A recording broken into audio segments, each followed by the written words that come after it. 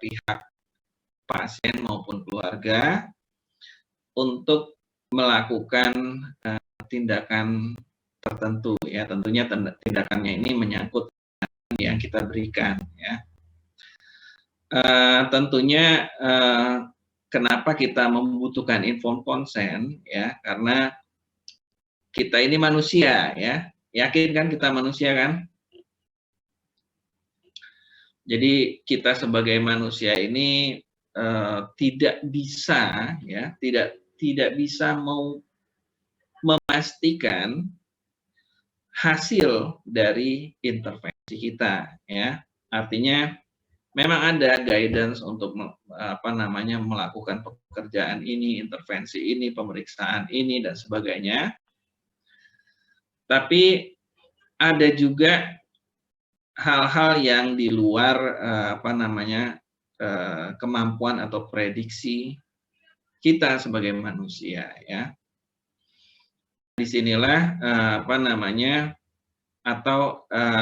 ada faktor resiko ya. Disinilah kita butuh yang namanya informed consent. Ya. Informed consent itu adalah bentuk pemberian informasi kepada pasien dan keluarga, dan setelah mereka menerima informasi ya tentunya terkait layanan fisioterapi ya, jangan nanti ngasih informasinya yang lain lagi, di situ ada kos-kosan dan sebagainya. Dan setelah cukup ya si pasien dan keluarga ini menerima informasi, mereka memberikan persetujuan untuk dilakukan tindakan tersebut, maupun bentuknya mau pemeriksaan kah, bentuk intervensi kah, uji tertentu, tes dan sebagainya ya. Tentunya terutama untuk hal-hal yang memiliki risiko ya, yang risiko yang lumayan tinggi ya. Oke, nah ini tentunya kita ada definisinya ya, persetujuan ya. Setujunya itu si pasien dan keluarga atau keluarga itu tidak di bawah tekanan ya, artinya dia bebas, sadar penuh ya, artinya bila si pasien ini agak-agak bingung, penurunan kesadaran, ini nggak boleh ya.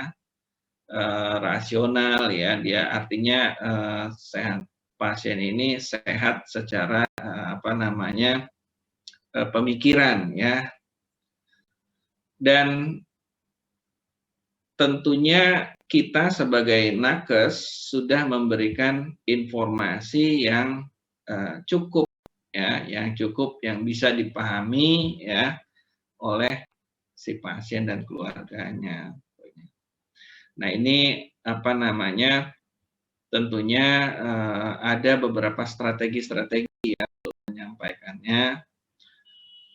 Jangan terlalu ilmiah sekali sehingga si pasien ini akhirnya setuju aja atau tidak setuju karena nggak ngerti ya. Jadi kita akan sesuaikan dengan si pasien ya. Artinya kita harus membahasakan, memberikan pemahaman kepada pasien dan atau keluarganya. Jadi jangan nanti kalian itu begitu pasiennya tingkat pendidikannya rendah dan sebagainya, terus memberikan penjelasan itu terlalu ilmiah dan tanpa adanya bentuk-bentuk istilahnya kiasan-kiasan sehingga memberi pemahaman kepada si pasien ya. Nah, kenapa sih kita mesti memberikan informed consent ya? Tentunya karena karena ada risiko ya. Apakah kalian itu yakin dengan diberikan tindakan tertentu pasti hasilnya sembuh tanpa cedera misalnya? Kan Enggak ya, dari sekian, kalau kita lihat di apa namanya, beberapa tulisan ilmiah, dari sekian banyak, ada sekian persen yang tidak sembuh. Ada yang sekian persen yang mengalami cedera ringan, berat, dan sebagainya. Ada yang sekian persen mengalami alergi terhadap tindakan tertentu. Nah, disinilah kita perlunya membuat informed consent ya, artinya kita memberitahu dari apa nama, dari awal sebelum dilakukan tindakan, kita kita memberitahu ini khasiatnya apa, kalau dilakukan itu apa namanya, akan manfaatnya apa, resikonya apa.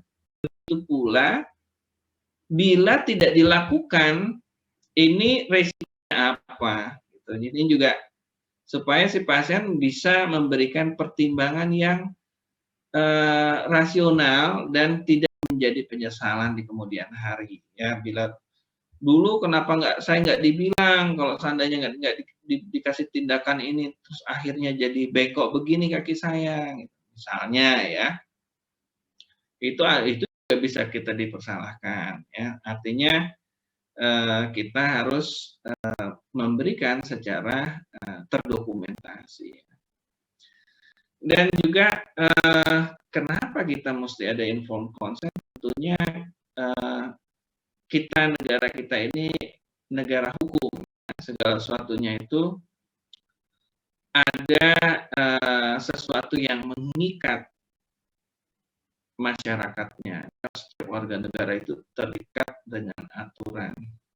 Ya, tentu hal-hal seperti ini, ya hal-hal yang berpotensi menimbulkan konflik harus diberikan suatu bentuk kepastian supaya nanti tidak terjadi konflik yang tidak terselesaikan ya. Artinya di sini kalau seandainya ada kelalaian dari kita, dari nakes, itu bisa dilihat, ditelusuri, bahkan ada bukti-bukti dokumentasinya ya. Atau memang ini merupakan salah satu bagian dari resiko yang memang sudah dijelaskan di awal sebelum dilakukan tindakan. Ada kok dulu udah kasih tahu misalnya gitu. Karena kita negara hukum, kita harus memberikan bentuk kepastian ya.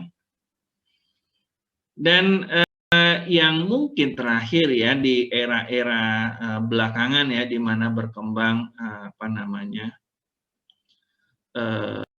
organisasi kemasyarakatan yang sebetulnya fungsinya baik ya, mungkin sebagai fungsi kontrol ya di masyarakat. Misalnya ada lembaga-lembaga swadaya masyarakat yang concern di bidang layanan medis atau di layanan rumah sakit atau layanan kesehatan. Mereka juga mencari-cari penyimpangan dari layanan kesehatan. Nah, ini juga akan sangat terbantu ya. Jadi katakanlah kita nggak boleh berpikiran negatif terhadap organisasi tersebut ya. Misalnya simpelnya bahasanya LSM yang bergerak untuk mengontrol ya, atau fasilitas layanan kesehatan ya. Sebetulnya mereka berpihak pada masyarakat yang jangan sampai dirugikan ya. Dan kita harus membentengi dengan adanya memberikan fakta, kepastian, bukti konkret terhadap hal-hal dari layanan kesehatan yang bisa dikasuskan ya. Jadi makanya kita salah satunya butuh konsen ya. Awal juga ada niat jahat dari orang banyak kasus nih, dilihat ini siapa Nana ini terserah prakteknya ini banyaknya ini kita pernah saja misalnya ya, itu juga. Landasan hukum ya kalian bisa ini ya, saya nanti Undang-Undang 36 baik yang tentang kesehatan maupun tenaga kesehatan ya 2009 dan 2014 ya. Kewajiban rumah sakit dan kewajiban pasien tentang pelaksanaan dan kerja praktek fisioterapis yang akan bulan ini. Jadi semua itu harus dilaksanakan. Ini tadi kita ulang ya. Inform itu adalah pelaksanaan atau pemberian keterangan, memberikan informasi ya, dan konsen itu persetujuan atau izin. Artinya, jadi jangan potong, tidak bukan. Yang penting adalah dua-duanya ya. Kita informasi yang disampaikan jadi penting dan persetujuan atau tidak persetujuan itu juga jadi penting. Ini adalah salah satu bentuk komunikasi antara kita sebagai nakes dengan pasien atau klien kita dan apa namanya tentunya tidak bisa walaupun kadang-kadang prakteknya ada juga ya. Coba dibaca deh apa namanya ini punya operasi tanda tangan dia Bu. Kadang-kadang ada juga yang itu nggak boleh ya, ini jadi bukan di Indonesia dan sekarang ya dulu ya. Pokoknya minta tanda tangan aja yang penting secara administratif lolos tinggal boleh ya. Jadi harus ada informasi yang diterima kepada pasien dan keluarganya ya, dan itu informasi itu betul-betul informasi yang bisa difahami ya, jadi jangan terlalu canggih sampai dia nggak mengerti akhirnya iya aja, atau karena terlalu canggih bahasanya dia nggak ngerti sama sekali akhirnya tidak gitu, padahal memberikan manfaat ya kepada si pasien. Nah, tujuan ya, tentunya tujuan dari informed consent ini adalah targetnya adalah masyarakat itu terlindungi ya dari layanan kesehatan yang tidak tepat ya. Jadi itu yang utama. Artinya karena di situ ada unsur apa namanya pemberian informasi yang tepat, maka pasien ini akan memberikan respon yang tepat juga. Mereka akan menyetujui atau tidak menyetujui itu berdasarkan pertimbangan yang sudah baik ya, berdasarkan informasi yang diterima secara tepat. Ini memberikan tujuannya memberikan perlindungan bagi pengguna jasa layanan kesehatan ya. Juga artinya nggak ada tuh yang namanya dulu Bapak punya teman ya, itu tiba-tiba diperiksa nggak tahu gimana tiba-tiba usus buntunya dipotong. Ini kejadian betul ini di Indonesia, ini nggak jauh-jauh, tapi nggak boleh menyebut apa namanya merek ya gimana. Nah ini kan nggak boleh nih, makanya harusnya ada informed consent. Kalau nggak ada informed consent kan masyarakat nggak terlindungi, tiba-tiba bisa aja katakanlah organnya hilang satu atau sebagainya, dan ini tujuan dari informed consent ya, memberi perlindungan ya bagi si pasien ya, pengguna jasa layanan kesehatan terutama fisioterapis.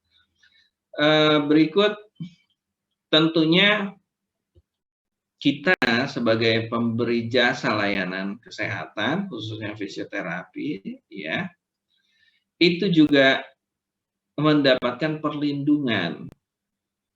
Artinya bila nanti di kemudian hari ada hal-hal yang tidak sesuai dengan apa namanya ekspektasi dari baik pasien atau kita sebagai tenaga fisioterapis, dan itu merupakan salah satu faktor resiko yang sudah kita jelaskan di awal-awal sebelum melakukan tindakan, ya.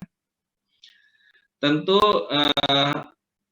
tidak bisa mereka pasien itu atau keluarga itu menuntut karena udah menyatakan persetujuan. Artinya kita di sini sebagai nakes itu terlindungi ya dengan adanya persetujuan tindakan atau informed consent ini.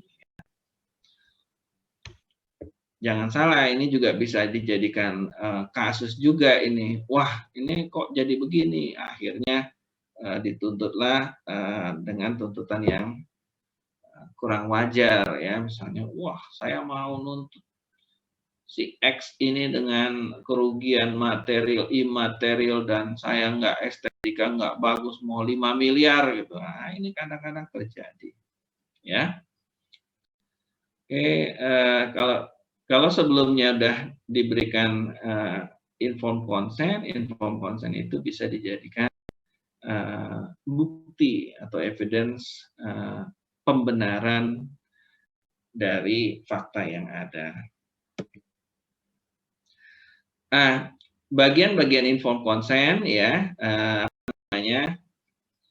yang pertama, pemberi penjelasan merupakan orang yang kompeten. Ya, artinya ketika informed consent itu untuk prosedur pembedahan ya, tentu dokter bedah yang kompeten untuk memberikan informed consent, penjelasan tentang ini. Adapun aspek-aspek fisioterapis akibat dari pembedahan, itu fisioterapis yang harus memberikan penjelasan ya. Jadi jangan diwakilkan ya. Misalnya harusnya yang menyampaikan itu spesialis, nggak taunya yang nyampein perawat di ruangan, Bapak Ibu ini nggak boleh. Atau sebaliknya dan sebagainya. Jadi harus pemberi penjelasan adalah orang yang kompeten di bidang yang menjelaskan ya, kompeten dan memang mempunyai kewenangan di bidang itu ya. Kadang-kadang kompetensi bisa diambil ya dari pelatihan dan sebagainya, tapi memang harus kedua itu nyangkut di orang yang memberi penjelasan.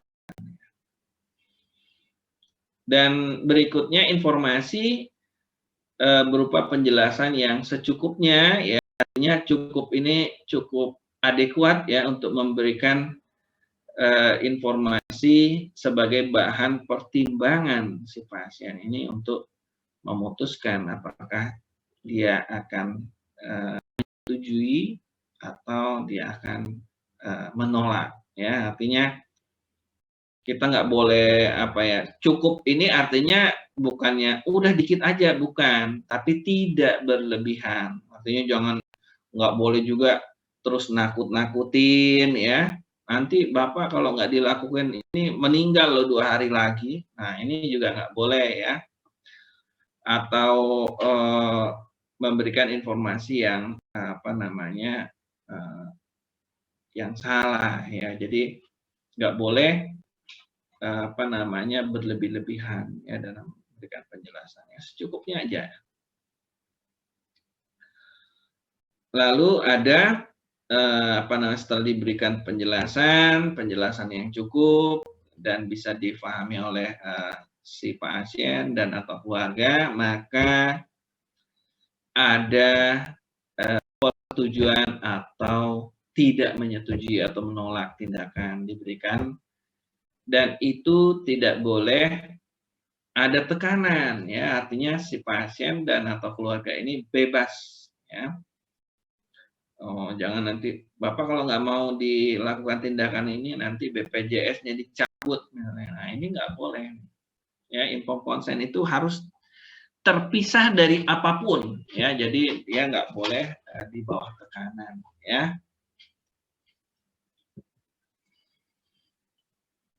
Nah, ini contohnya untuk fisioterapis tentunya layanan fisioterapi tentunya fisioterapis yang paling tepat dengan penjelasan ya. Nah, informasi tentunya secukupnya ya.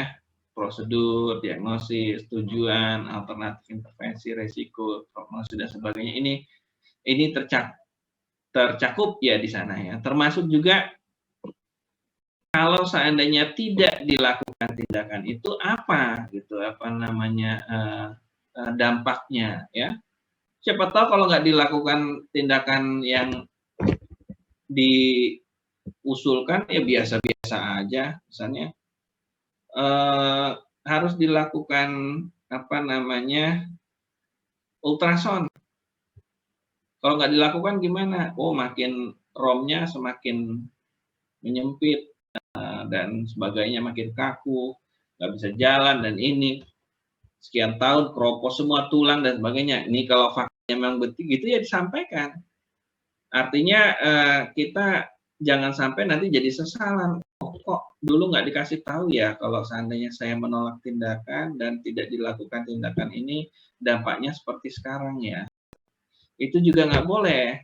Jadi resiko dari hasil tindakan itu dijelaskan, resiko tidak dilakukan tindakan juga harus dijelaskan juga ya. Ini apa namanya informasi yang disampaikan ya. Prosedurnya seperti apa, tujuannya gimana, ada nggak sih selain dilakukan ultrasound boleh pakai apa lagi? Oh, dia boleh di dry needle misalnya atau apa, ini juga dikasih. Oh, berikutnya tentunya ini ya apa namanya orang yang memenuhi syarat untuk memberi persetujuan ya. Tentunya pasien yang bersangkutan ya, pasien sendiri itu orang yang paling memenuhi syarat bila pasien tersebut sudah dewasa dan dalam keadaan waras ya, artinya normal ya secara apa namanya mental ya.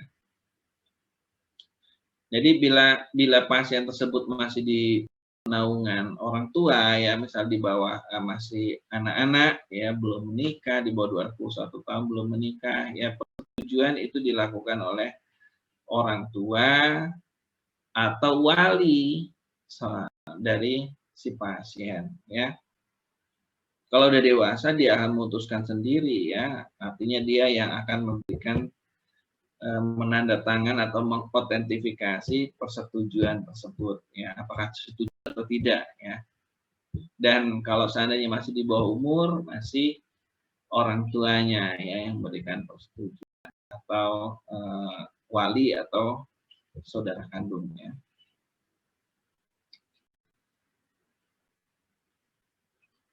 Nah, ini kalau pasien juga namanya ada gangguan mental ya, ini tentu jangan diminta yang bersangkutan ya. Kalau orang-orang kurang-kurang waras kok dimintain apa namanya persetujuan ya udah salah ya. Artinya ini memang langsung apa namanya diberikan persetujuan melalui orang tua, wali ya atau saudara-saudara kandung.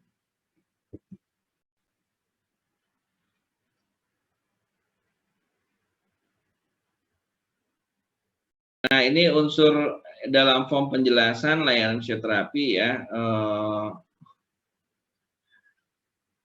Keluhan yang dialami itu kita harus menjelaskan kenapa kok dia ada apa namanya keluhan tersebut, terus rencana intervensinya akan dilakukan apa, prosedurnya seperti apa, potensi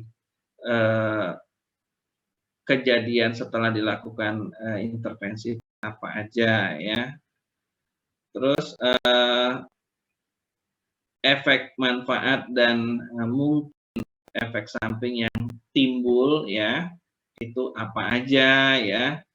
Terus ada nggak sih metode lain selain tindakan yang akan kita lakukan ini, misalnya dari ultraviolet, bisa nggak dengan infrared kah, atau yang lain gitu ya, atau dilakukan stretching dan sebagainya. Ini kita harus memberikan alternatif lain ya.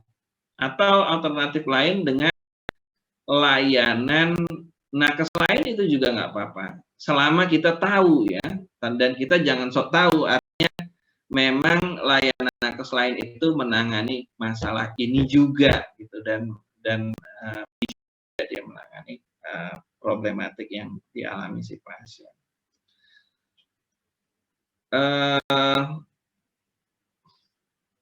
Dan menjelaskan apa namanya treatment apa yang harus akan dijalani ya, itu. Terus juga nanti katakanlah ini tindakan akan satu rangkaian selama 6 bulan dan sebagainya, ini juga harus kita kasih tahu ya, jangan sampai nanti pasien itu menduga tindakan itu cuma perlu sekali sekarang aja nih.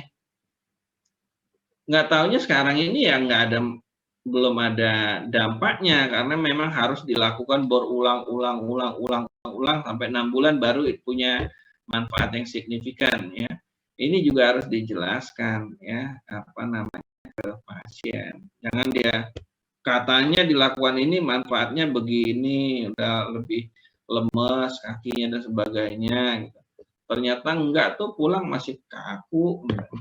Tentu karena kita harus menjelaskan juga ya, dia apa namanya menjalankan itu akan berapa lama, akan seperti apa, itu juga harus dijelaskan ya.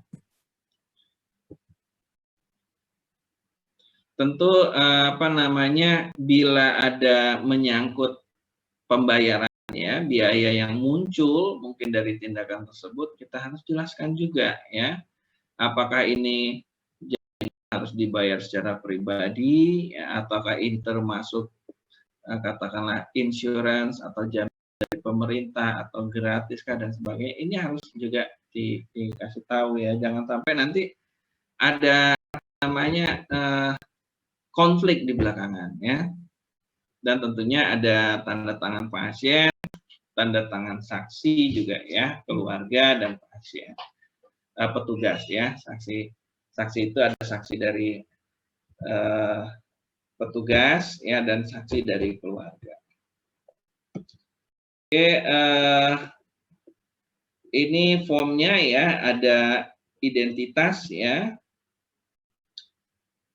pernyataan telah menerima dan mengerti ya, informasi yang diberikan, dan pernyataan kalau yang bersangkutan itu menyetujui atau menolak itu tanpa adanya paksaan. Ini yang penting ya, artinya si pasien itu betul-betul sudah paham, tahu, dan memang dia itu adalah pilihan si pasien sendiri. Artinya bila nanti di kemudian hari ada risiko yang muncul setelah diberikan penjelasan, maka si pasien tidak punya hak untuk menuntut ya. Artinya kita sama-sama mengamankan, mengamankan iklim kerja dan lingkungan kerja kita.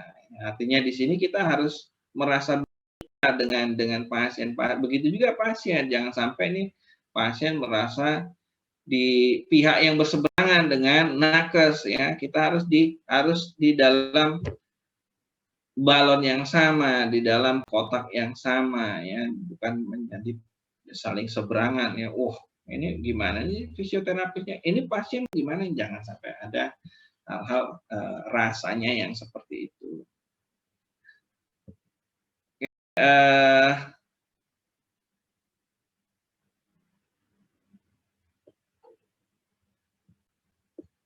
Oh ya, kalau seandainya orang lain ya harus dia masukkan identitas orang lain ya. Artinya tadi kan sudah disampaikan kalau memberikan info konsen bisa juga tidak dari diri pasien ya. Oke. Dan tentunya ini penting ya untuk autentifikasi diberi tanggal domisili ya, ini menunjukkan waktu ya, karena penjelasan misalnya ya dilakukan operasi hari Minggu dijelaskannya hari Selasa itu kan jadi nggak bermanfaat ya. Jadi pemberian tanggal itu dan waktu itu adalah hal yang sangat penting ya.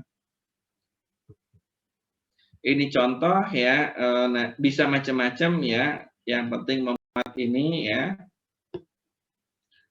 Oke, ada identitas, ada pernyataan sudah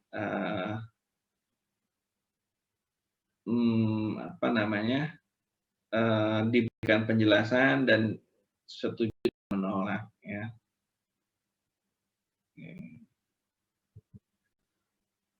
Nah, ini tugas ya untuk kasus yang kali ini, pertemuan kali ini ya. Memang Bapak jarang sekali ya menemukan berita ya, walaupun ada ya, ada berita tentang kasus layanan fisioterapi. Ada sih, kalau kalian mau cari itu ada.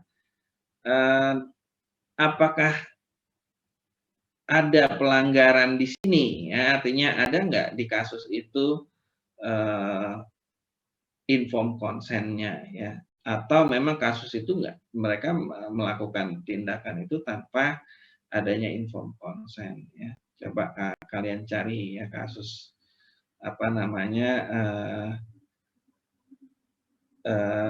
kasusnya itu kelalaian praktek atau kita nggak tahu ya ini lalai atau memang bagian dari risiko, pokoknya pemberitaan kasus fisioterapi.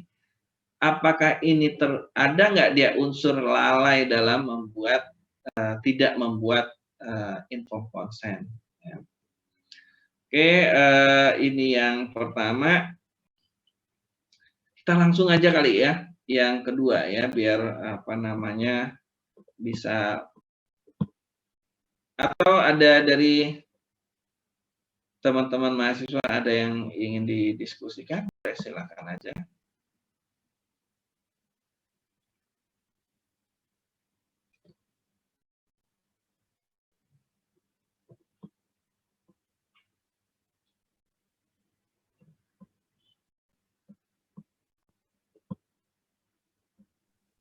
Instruksi, Pak.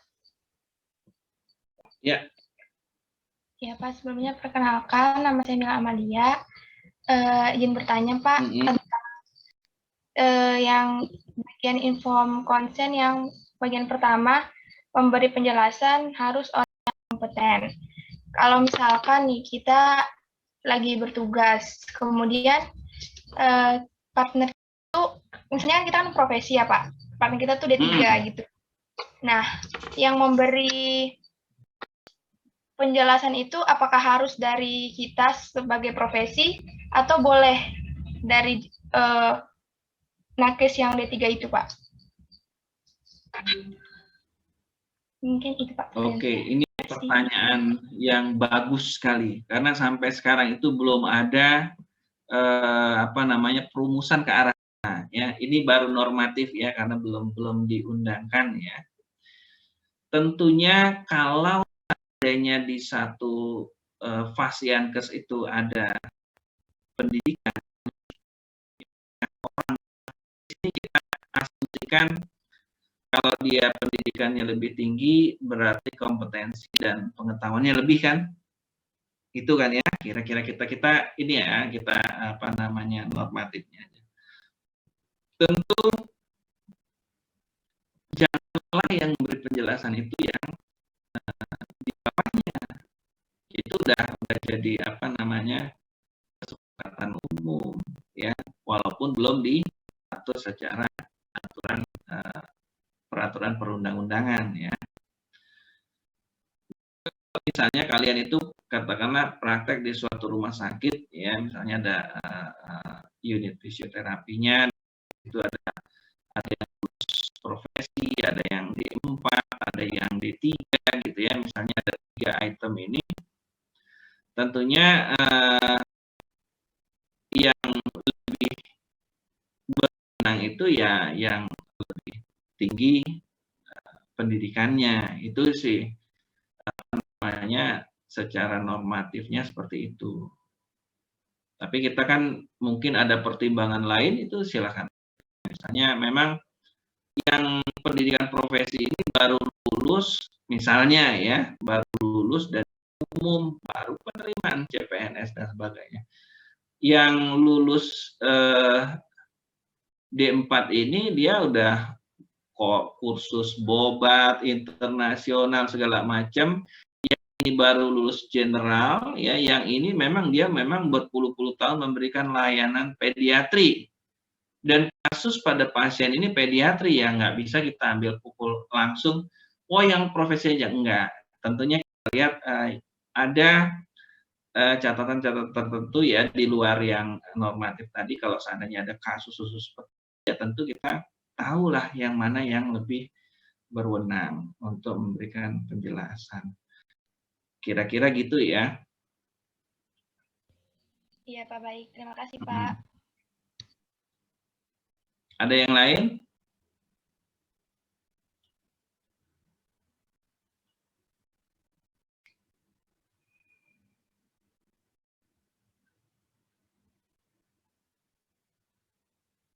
Normal mungkin? Angel?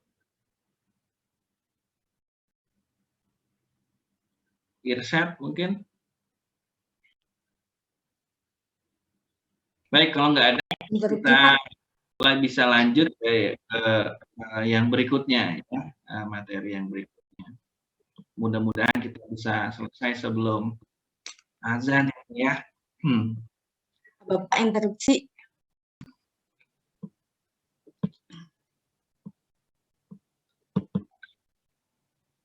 Gimana, udah bisa kelihatan? Sudah Pak. Sudah ya. Pak. Kita masuk ke apa namanya materi berikutnya ya, tentang ini, tentang apa namanya hak dan kewajiban dalam Yankes ya. Tentunya kita semua itu punya hak dan kewajiban ya. Dari kecil kalian punya hak dan kewajiban nggak? Punya Pak. Punya ya. Apa namanya dikasih uang jajan, tapi apa namanya suruh sekolah ya, berangkat ke sekolah ya kan. Terus banyak lain sebab lainnya ya. Hak dan kewajiban itu kita udah kenal lah dari semenjak kita masih kecil ya. Tentunya memang hak dan kewajiban ini juga berlaku pada seluruh sektor dan seluruh masa, seluruh momen ya. Artinya kita punya hak dan kita punya kewajiban, dan itu akan berimbang ya. Jadi kalian jangan menuntut apa namanya hak yang tinggi bila kewajiban tidak tinggi, atau sebaliknya, saya senang kewajiban tinggi, hak nggak perlu, ini juga jangan ya. Baik, ini peraturan perundang-undangan yang mengatur tentang hak dan kewajiban dalam layanan kesehatan. Tentunya layanan kesehatan ini menyangkut satu, mungkin rumah sakit ya, juga yang secara umum rumah sakit ya yang kita bahas ya, walaupun Fasiankes itu bisa klinik ya, atau praktek mandiri, atau juga bisa puskesmas ya. Ini aturan ya tentang nakes, tentang kesehatan, rumah sakit, terus penyelenggaraan praktek, standar layanan fisioterapi ya, kewajiban rumah sakit dan kewajiban pasien itu juga diatur ya, dan SKKNI fisioterapi. Oke, landasan hak dan kewajiban layanan kesehatan itu karena kesehatan adalah hak asasi manusia. Jadi makan, hak asasi bukan makan. Ya, Pak. Iya ya. Kesehatan juga merupakan hak dasar ya, hak asasi manusia ya. Maka itu harus diatur ya.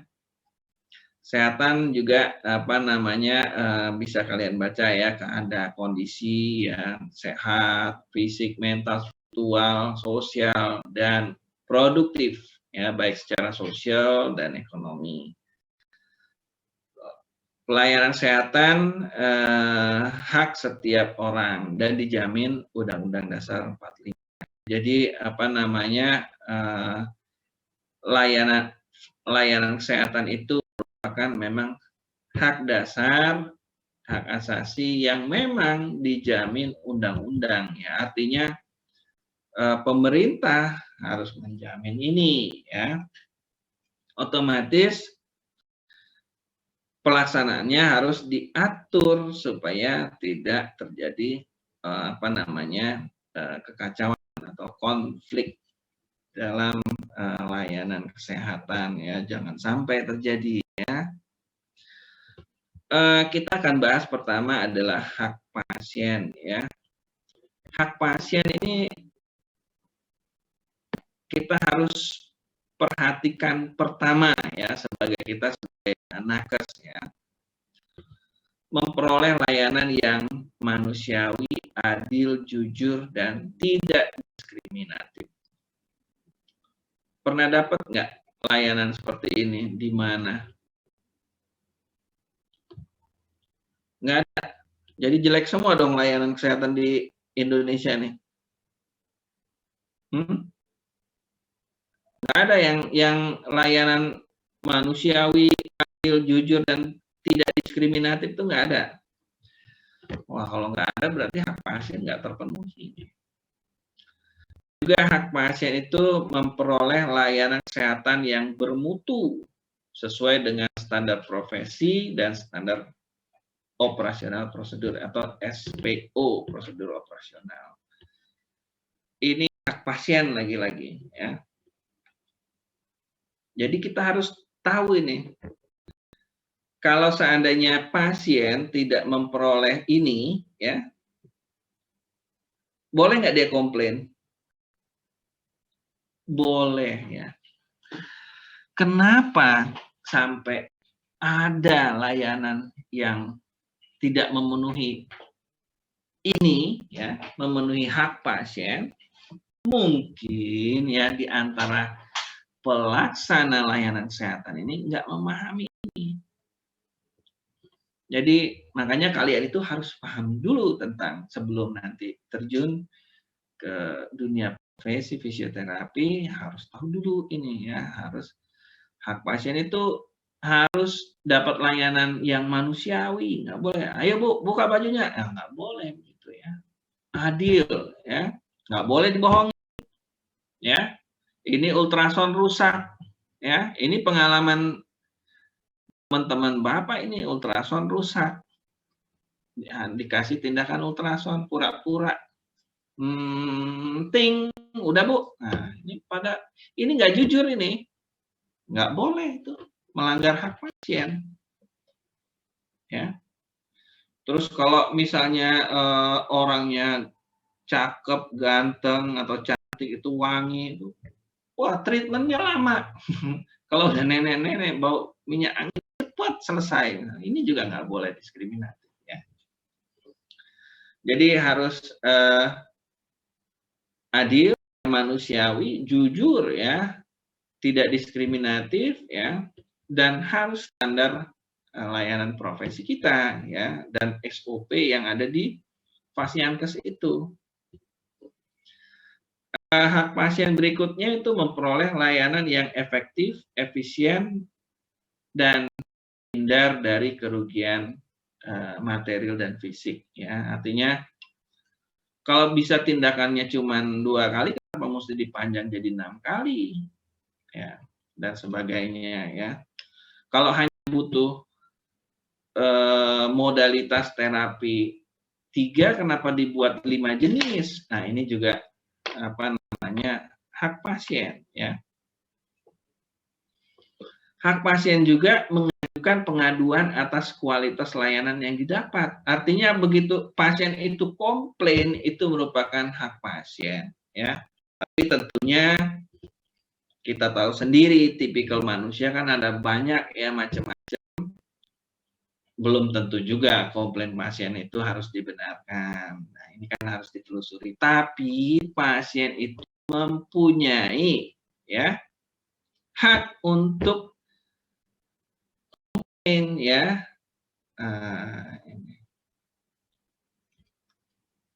Pernah dengar orang yang memang serba miskomplain, misalnya, itu juga kita juga harus waspadai ya sebagai provider layanan kesehatan. Tapi memang mereka punya hak ya untuk mengadukan ya perihal kualitas layanan yang didapat. Masih hak pasien ya. Nah, ini penting sekali ya. Pasien itu punya hak mendapatkan privasi dan kerahasiaan terlebih.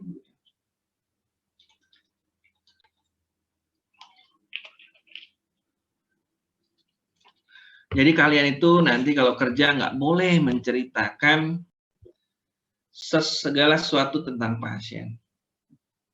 Ada tatonya, tompel lah, apa, ini nggak boleh ya. Oh, otot sebelah sininya kan dia lemes, itu MMT-nya 3, nggak boleh ya.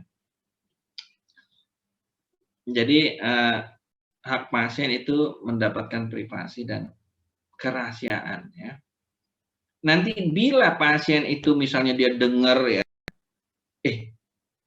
kok pada ceritain tato saya yang posisinya di dalam ya misalnya ini. Tahu dari mana ya? Tahu dari fisioterapis, dari Mila misalnya. Mila akan bisa dituntut sama pasien. Karena memang hak pasien mendapatkan privasi dan kerahasiaan. Itu pelanggaran ya. Hak pasien juga memperoleh informasi tentang data kesehatan dirinya. Makanya kadang-kadang dulu ya Bapak suka bingung gitu. Hasil pemeriksaan ininya mana? Disimpan di rumah sakit, katanya nggak boleh diambil. Oh, pernah kalian dengar itu kayak gitu? Nah, ini juga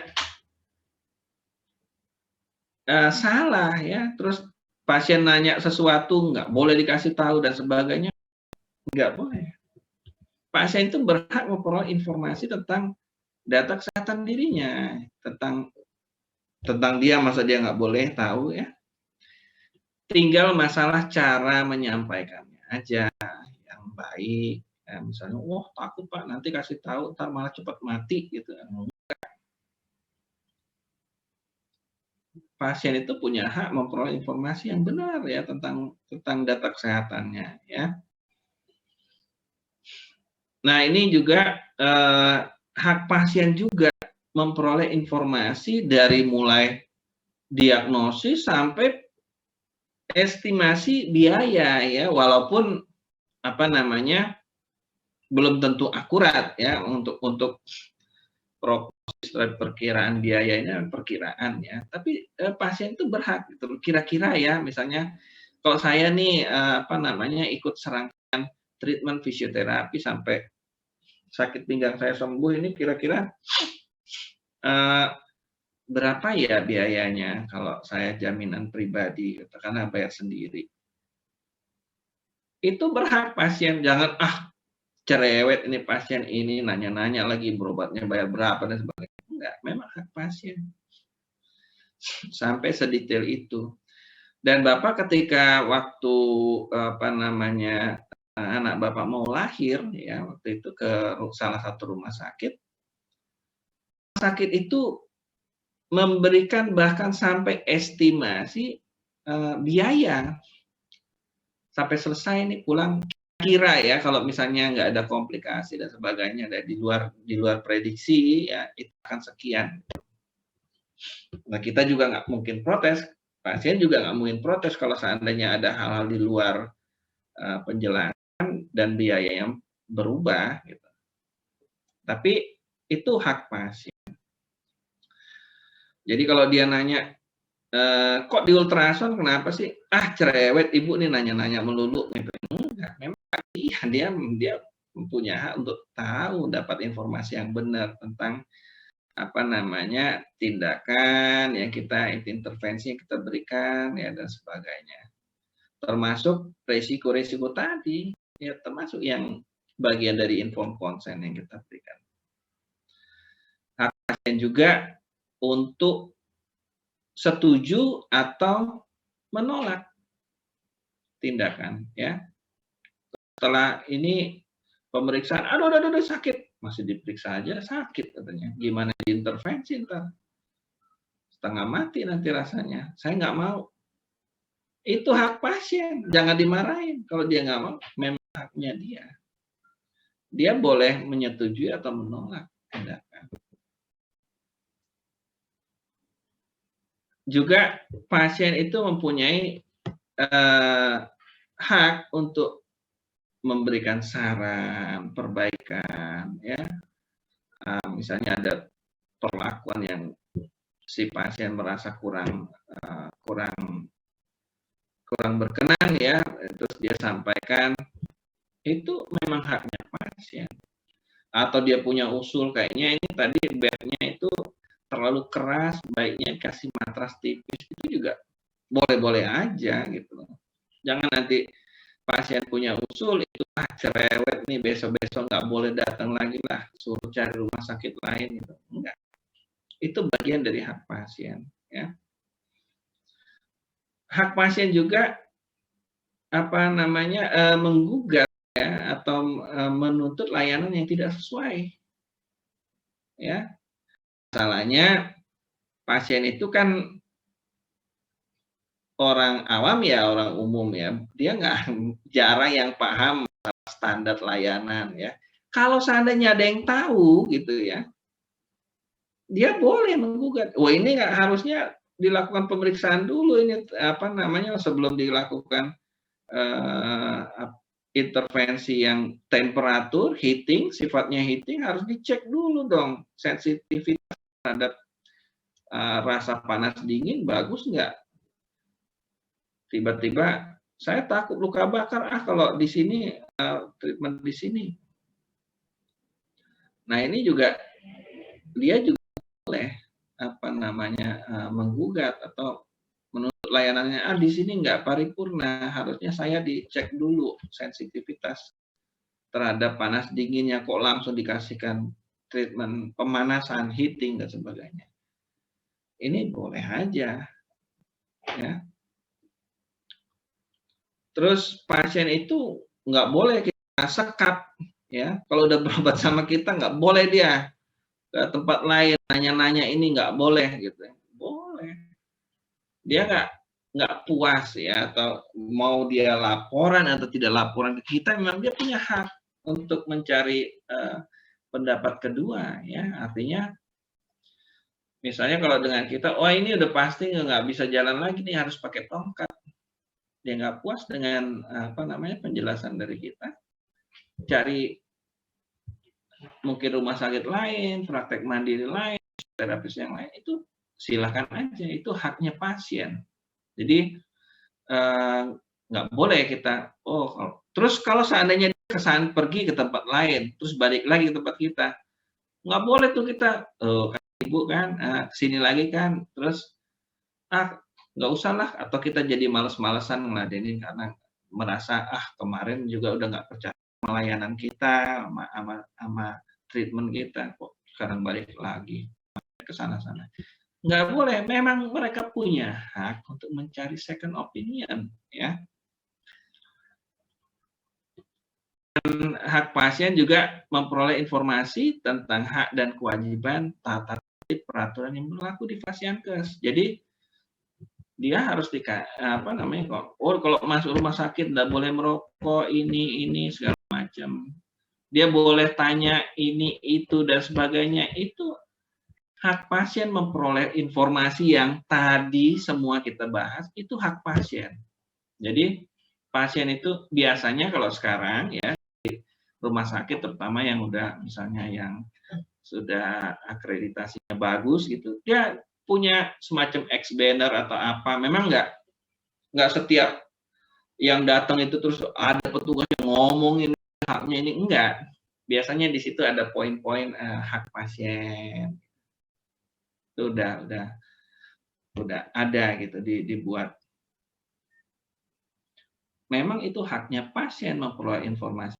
Satunya ya itu memperoleh informasi mengenai hak dan kewajibannya. Dilarang merokok, ini memenuhi kewajiban administrasi dan sebagainya, itu dia ada ya. Tentu karena dapat hak yang banyak juga tentunya pasien juga memiliki kewajiban ya. Jadi nggak cuma punya hak aja, ada kewajibannya juga loh.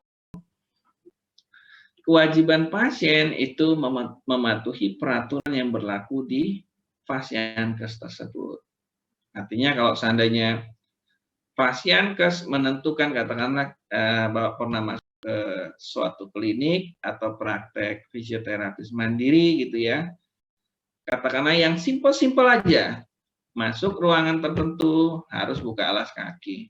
Itu jadi peraturan Fasiankes itu ya pasien harus wajib ya ikut aturan itu, patuh ya. Jangan terus dia pakai sepatu boot habis nyemplung kali, sungai, sawah terus langsung nggak copot, langsung injak-injak sembarang. Atau tidak boleh merokok di situ ya. Kalau jadi aturan di Fasiankes itu ya pasien harus wajib ya mengikuti, patuh ya aturan yang ada di sana. Dan kewajiban pasien juga menggunakan fasilitas secara bertanggung jawab. Ini nggak boleh sembarangan. Fasilitas di Fasiankes banyak ya, contohnya misalnya ada tongkat, kursi roda, modalitas terapi, sepeda statis, air loh ya, keran dan sebagainya, itu semuanya harus digunakan secara bertanggung jawab ya oleh pasien. Dan kewajiban pasien menghormati hak-hak pasien lain, pengunjung, nakes dan nakes yang ada di Fasiankes tersebut ya. Jadi nggak boleh itu terus ikan sendiri kuat-kuat sehingga yang lain terganggu. Ini nggak boleh. Ya. Artinya harus menghormati hak-hak yang lain yang ada di Fasiankes tersebut ya.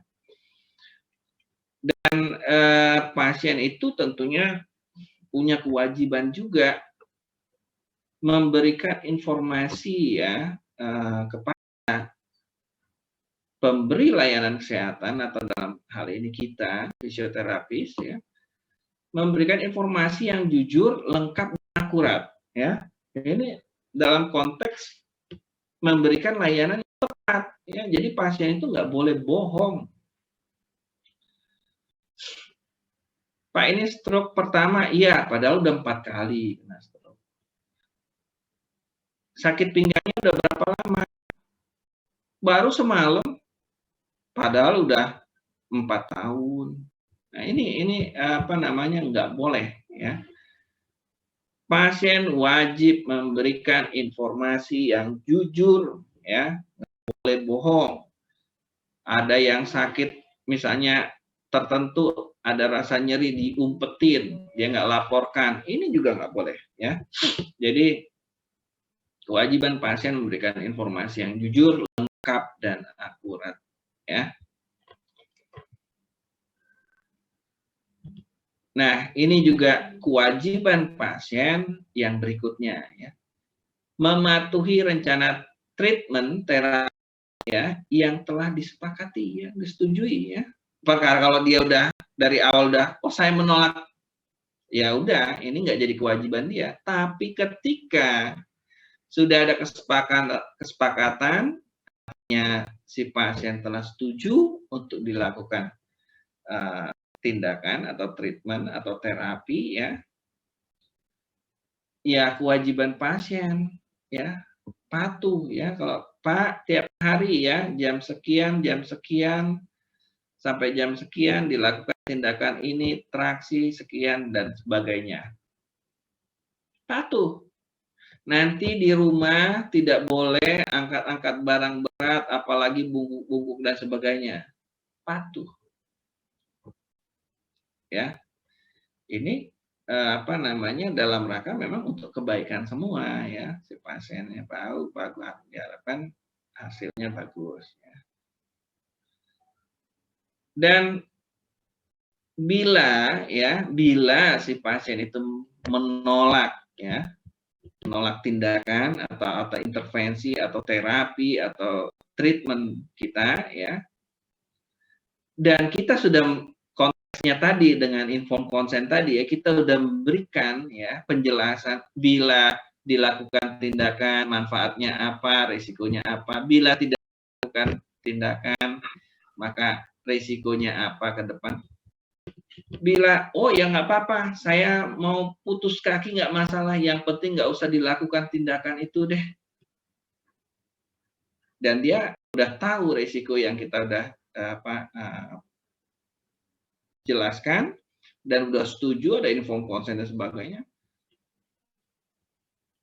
Ya dia harus terima ya. Kalau seandainya kakinya copot suatu waktu, nah itu bagian dari risiko tidak dilakukan tindakan. Nah, itu harus terima ya. Dan kewajiban pasien adalah memberikan imbalan jasa ya. Ini artinya ya nanti kalau seandainya dia jaminan dan sebagainya itu urusan ke pihak ketiga ya, ke insurance dan sebagainya. Tapi ini merupakan kewajiban pasien ya. Baik, mudah-mudahan selesai cepat ya. Ini berikut hak kita ya, hak nakes ya. Kita kan nakes kan ya, nakes bukan? Mana nih? Udah pada tidur atau gimana? Sepi banget ini. Calon nakes, Pak. Calon nakes, bagus, masih sadar ya. Baik, ini kita hak.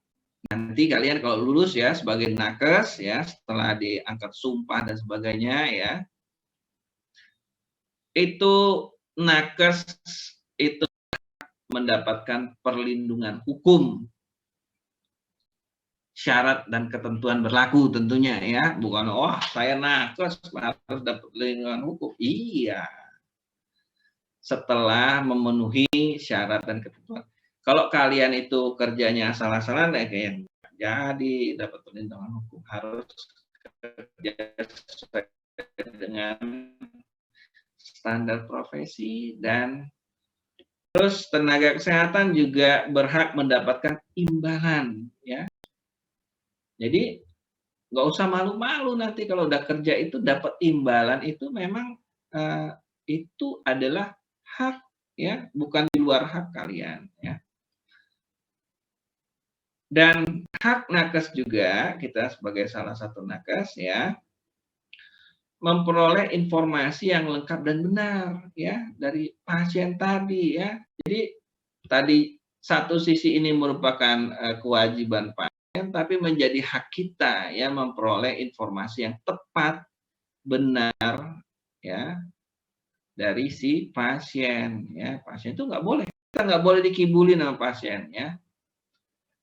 Dalam hal konteksnya urusan ini ya, layanan fisioterapis ya. Kalau dia mau ngibul, Bu, rumahnya ada berapa? Dia jawab 4, padahal 9 rumahnya. Dia lihat, wah ini matre nih fisioterapis, nanya-nanya rumah, dia khawatir. Jam 4 itu boleh ya, tapi konteks masalah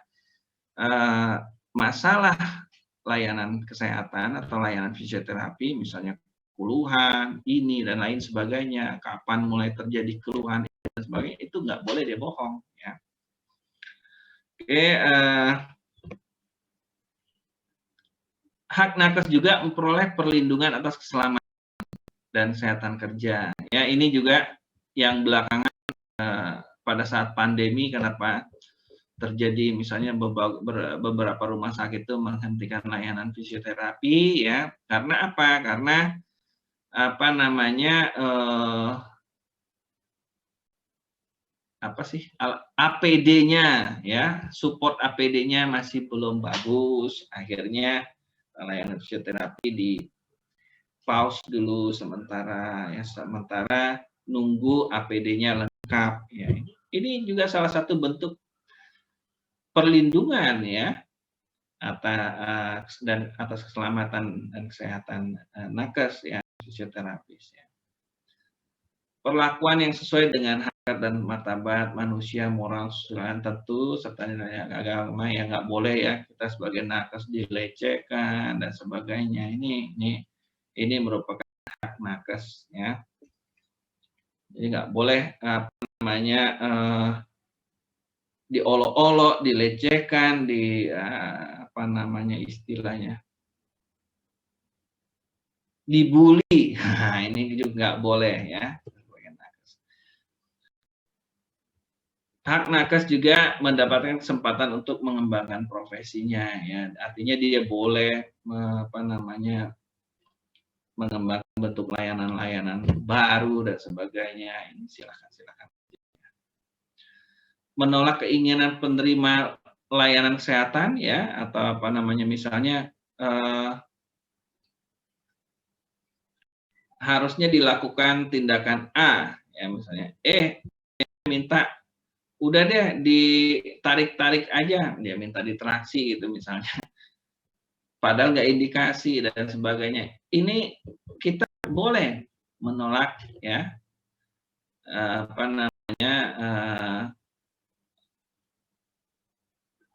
permintaan ya, keinginan dari pasien ya, kalau seandainya itu memang luar. Pasien pun mengutarakan itu memang haknya dia.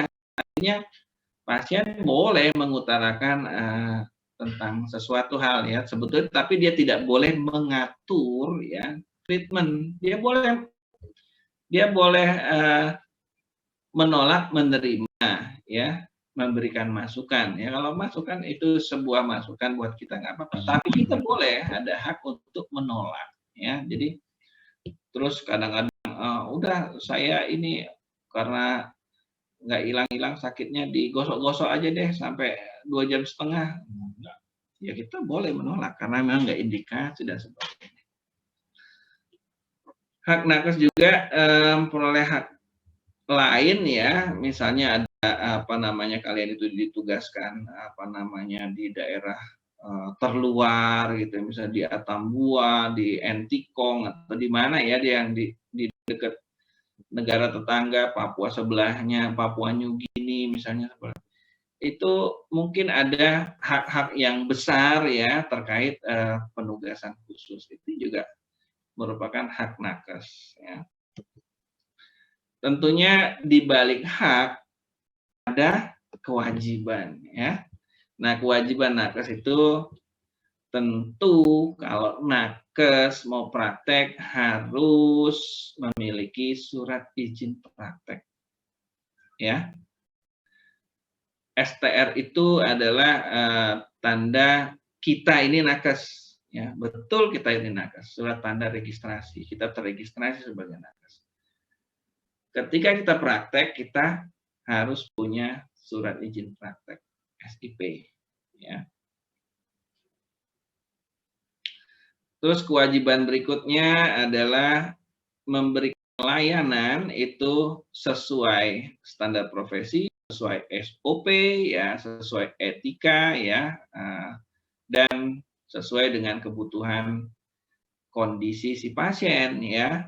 Tentunya kita nggak boleh melebih-lebihkan ya, memberikan layanan atau justru meminimkan ya, karena sehari pasiennya 300, fisioterapisnya 7, kalau rame udah ini kosong, infrared kosong masuk, ini jadi asal-asalan gitu.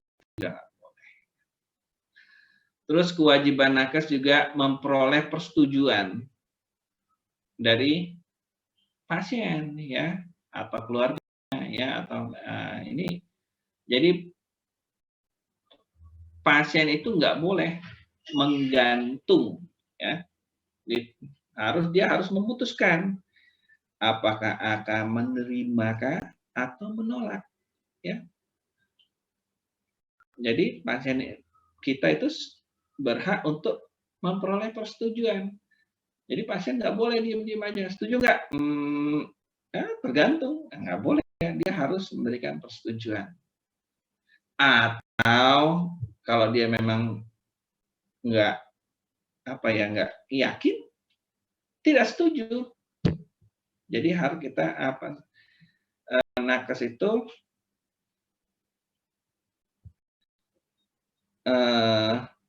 wajib ya menerima persetujuan ya sebelum memberikan layanan, atau kalau nggak mau wajib juga dia memperoleh penolakan kalau seandainya tidak melanjutkan tindakan. Ini wajib. Pasien itu nggak boleh gantung ya, harus dia nakes itu wajib memperoleh itu kepastian ya. Dan kewajiban nakes tadi juga sinkron ya dengan haknya pasien ya. Haknya pasien itu menjaga rahasianya, otomatis kewajiban nakes itu menjaga kerahasiaan si pasien. Ini kewajiban nakes ya. Jadi nggak boleh itu cerita sana, cerita sini ya tentang pasien ini, maaf ya, ini saya cerita cuman sama kamu itu, ini. Akhirnya yang orang kedua ini juga cerita, saya cuma cerita sama kamu aja loh. Nah, akhirnya pesan berantai, memang cuma satu yang diceritain, tapi satu ke sini, yang ini nyeritain satu lagi, satu terus lama-lama tahu itu semua orang. Menjadi itu yang namanya rahasia umum. Rahasia tapi udah diketahui umum. Wajib nakes itu menjaga kerahasiaan, ya. Dan berikutnya kewajiban nakes membuat dokumentasi, ya. Ini dokumentasi ini kewajiban nakes, ya. Jangan udah habis lakukan ini terus blast saja, udah kosong. Ini kewajiban nakes, ya. Ada dokumentasi, ya. Terus kewajiban nakes juga adalah merujuk, ya, apabila tidak sesuai dengan kompetensinya atau di luar kompetensinya. Jadi nakes itu nggak boleh merasa superior, ya. Artinya walaupun katakanlah gini, merujuk ke sesama fisioterapis tidak masalah. Artinya kalau seandainya kalau dia ini keluhan seperti ini, problematik fisioterapis seperti ini, katakanlah ini yang jago si X misalnya. Kalau saya kurang paham ini. Itu wajib nakes ini merujuk, ya.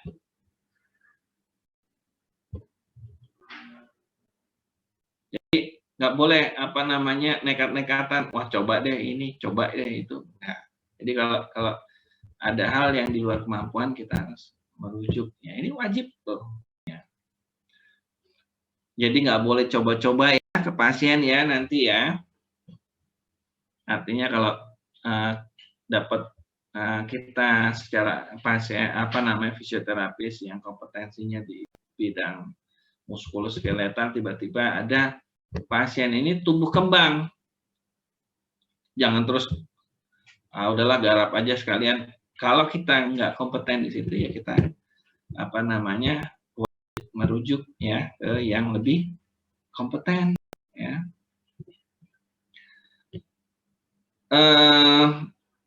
Dan nakes juga mempunyai kewajiban untuk belajar, ya, mengembangkan diri seumur seumur hidup selama mau mengemban sebagai profesi nakes ya. Jadi setelah kalian lulus itu bukan terbebas dari belajar-belajar lagi ya, tapi malah awal dari pembelajaran yang sesungguhnya. Oke.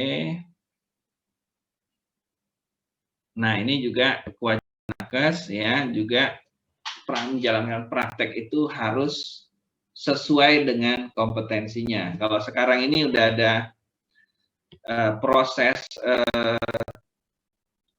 pengenalan tentang kewenangan masing-masing nakes ya, atau proses kredensial ya, kredensial. Itu sudah dilakukan di rumah sakit ya. Jadi apa namanya, nakes itu diidentifikasi. Dia bisanya melakukan pemeriksaan apa aja, tindakan apa aja, ini. Begitu ada tipe pasien yang memang perlu dilakukan ini, dia akan datang ke nakes A, yang ini nggak sesuai. Jadi nakes itu wajib ya menjalani praktek yang sesuai dengan kompetensi yang dimiliki. Karena apa? Karena masyarakat harus ya mendapatkan layanan yang terbaik. Ya. Nah, ini terakhir ya, hak rumah sakit ya, hak dan kewajiban rumah sakit ya. Kita bahas mungkin rumah sakit aja kayaknya, kalau yang lain Fasiankes lain enggak ya.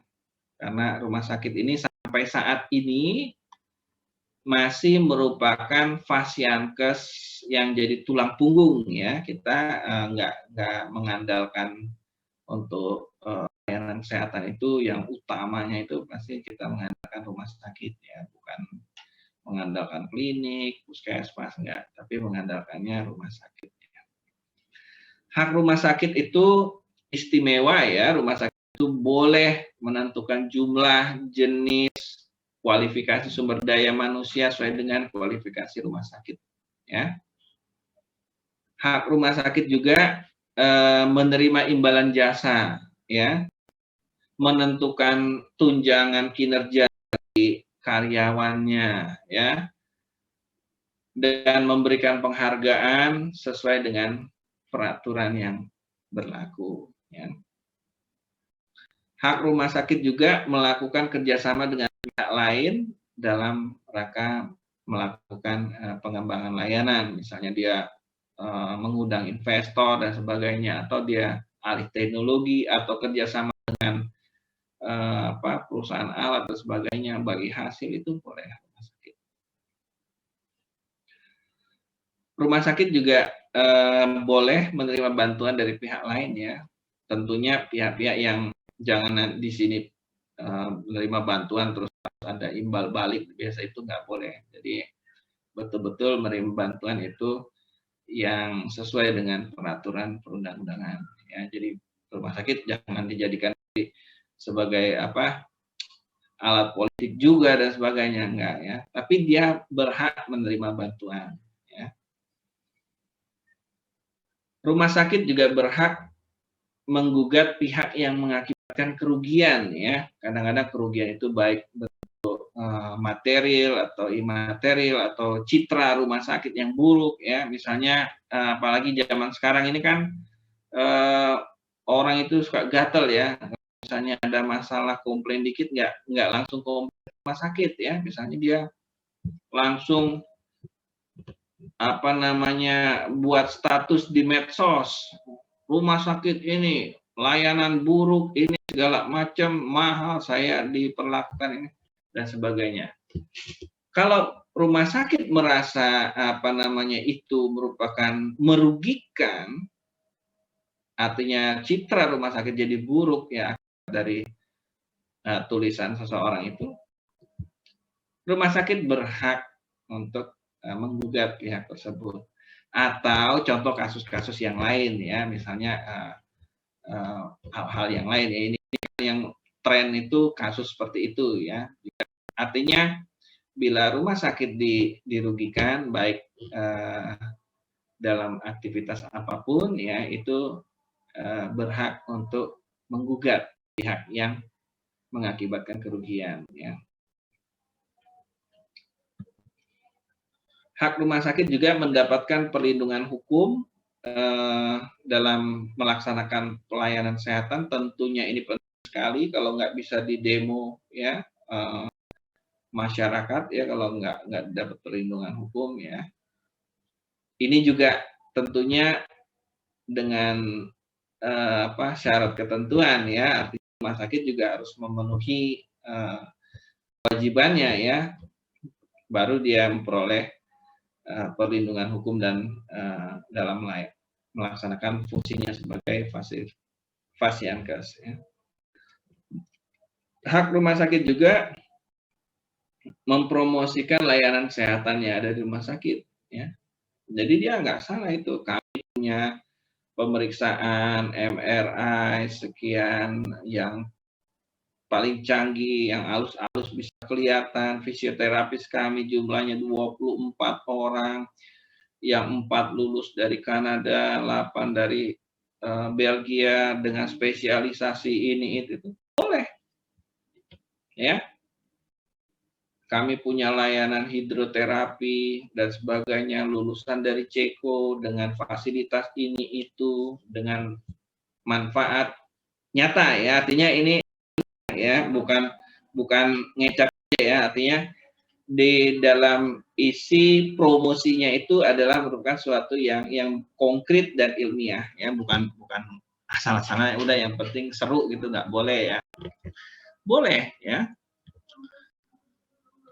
Dan rumah sakit berhak mendapatkan insentif pajak ya. Nah, ini bagi rumah sakit publik dan rumah sakit pendidikan ya, ini dia boleh dapat potongan tax ya. Tentu ini berkaitan dengan kebijakan pemerintah ya.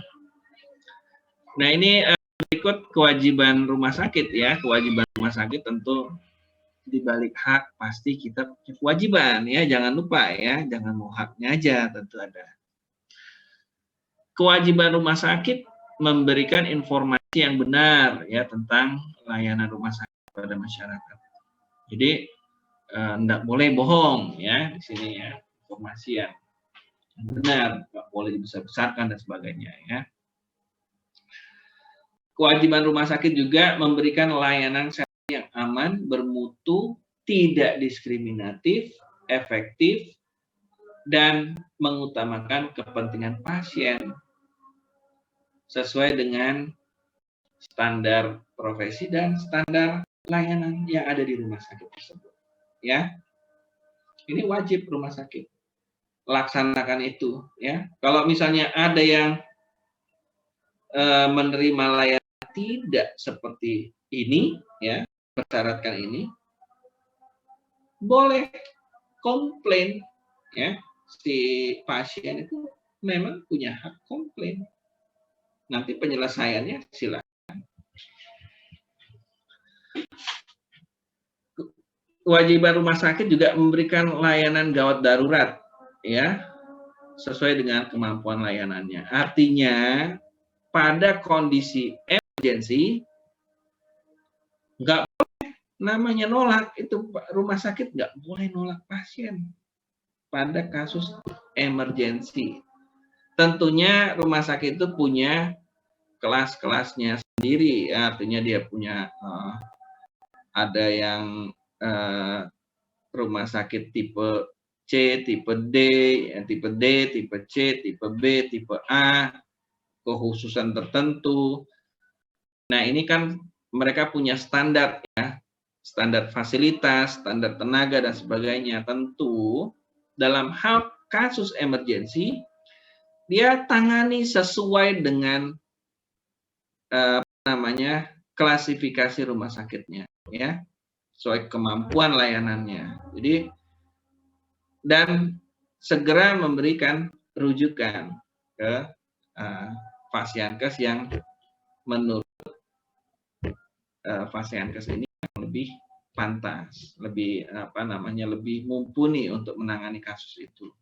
Kan sering dengar kan rumah sakit tabrakan, habis ini tabrakannya masuk rumah sakit X, tiba-tiba dalam berapa hari mana pasien itu oh dioperasi di mana? Di RSCM misalnya gitu.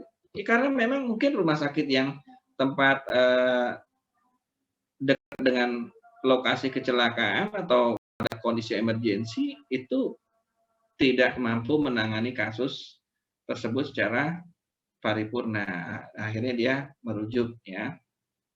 Tapi nggak boleh. Maaf, kami rumah sakit tipe D.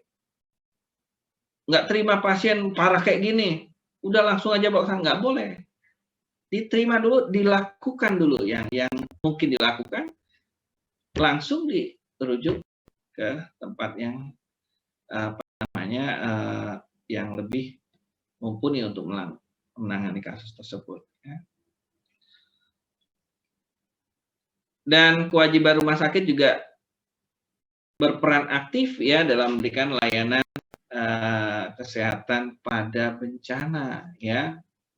Ya, kalau ada bencana nggak boleh itu, maaf kita nggak terima, nggak boleh ya.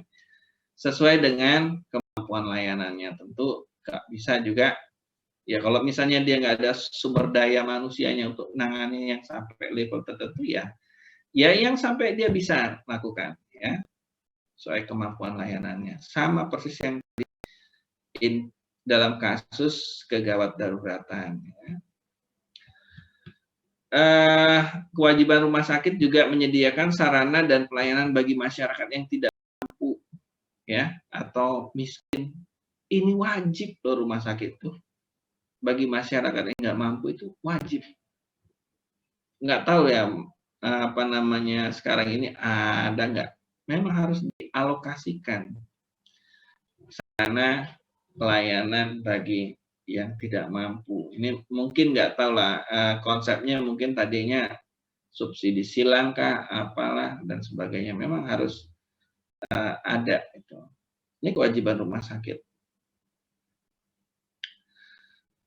Kewajiban rumah sakit berikutnya melaksanakan fungsi sosial ya, misalnya layanan pasien nggak mampu, terus ambulan gratis. Ya ini Bapak kadang-kadang nggak nemu ini yang bagian-bagian ini, apa nggak dengar aja ya kemarin tetangga meninggal ambulannya ampunan mahal banget, ngantar dekat aja di rumah sakit tertentu yang dekat rumah ini sekian hampir 1 juta. Waduh ini benar-benar layanan korban bencana, bakti sosial, terus orang rumah sakit itu jangan langsung DP dulu, uang muka masuk, uang dulu sekian, itu ini nggak menjalankan fungsi sosialnya sebagai rumah sakit. Memang ya, kalau seandainya dalam bentuk usaha itu adalah ada salah satunya bentuk aset lancar ya atau uang lah simpelnya itu menjadi penting ya. Artinya kalau semua orang nggak bayar juga tutup layanan rumah sakit. Tapi dalam hal fungsi sosial dari rumah sakit juga harus dijalankan. Jadi rumah sakit itu bukan murni bisnis, tapi ada bisnis sosial. Ya. Oke, kewajiban berikut itu menjaga ya, melaksanakan menjaga standar mutu ya. Ini harus punya ya dia standar mutu ya supaya layanan itu tetap baik dan bisa dievaluasi dan bisa dilakukan peningkatan pelayanan ya. Layanan ya harus dia tetap membaik dan tetap membaik setiap waktu ya. Menyelenggarakan rekam medis ya, nggak boleh rumah sakit tidak mempunyai note ya tentang riwayat pasiennya ya. Udah pulang-pulang aja yang penting bayar kwitansi, nggak boleh ya, tapi dia harus ada rekam medis kesehatannya ya. Rumah sakit juga harus menyediakan sarpras umum ya, misalnya ada kantin, terus musola, tempat parkir, ruang tunggu, terus kan kalau mau naik itu kan tangga ya, misalnya kalau mau masuk ruangan itu tangga, tapi dia juga jalur untuk kursi roda gitu dan sebagainya. Jadi ada sarana prasarana umum yang layak ya. Terus ada apa namanya pojok ASI sebagainya, ini kewajiban rumah sakit. Melaksanakan sistem rujukan ya. Kewajiban rumah sakit juga menolak keinginan pasien yang bertentangan dengan standar profesi. Artinya pasien kadang-kadang memang ada yang maunya aneh-aneh. Ini yang wajib bagi rumah sakit untuk apa namanya menolak ya permintaan atau keinginan pasien itu. Dan rumah sakit juga wajib memberikan informasi yang benar, jelas, jujur mengenai hak dan kewajiban pasien. Ya, jadi pasien itu berhak apa namanya memperoleh informasi tentang kondisi kesehatan dia, boleh. Terus pemeriksaan penunjang itu boleh tahu pasien. Kadang-kadang pasien itu hasil labnya mana nggak tahu, nggak boleh diambil dari rumah sakit dan sebagainya. Nah ini juga jadi apa namanya pertanyaan juga, karena itu adalah apa namanya hak pasien ya, dan yang menjadi kewajiban rumah sakit. Kewajiban rumah sakit menghormati, melindungi hak-hak pasien ya, melaksanakan rumah sakit, memiliki sistem pencegahan kecelakaan dan penanggulangan bencana ya, makanya di rumah sakit kalian suka lihat ada titik kumpul dan sebagainya. Ini memang suatu kewajiban ya, dia apa namanya memiliki K3 dan patient safety ya di sini ya, sistem pencegahan kecelakaan. Nggak boleh tuh di rumah sakit orang yang lewat situ kepleset terus kebentur kepalanya dan sebagainya, itu nggak standar berarti rumah sakitnya ya.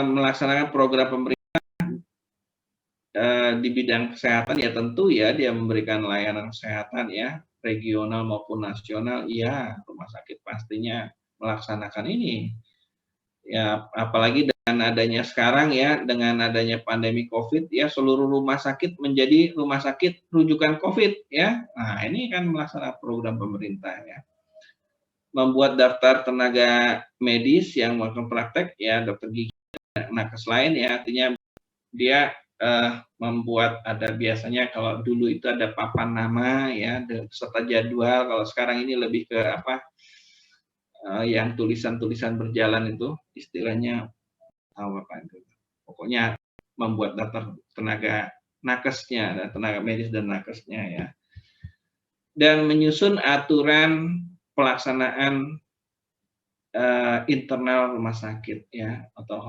by law ya.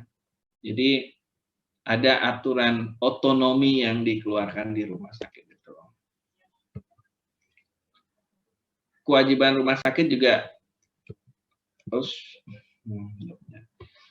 melindungi dan memberikan bantuan hukum ya bagi semua petugas rumah sakit yang melaksanakan tugasnya ya.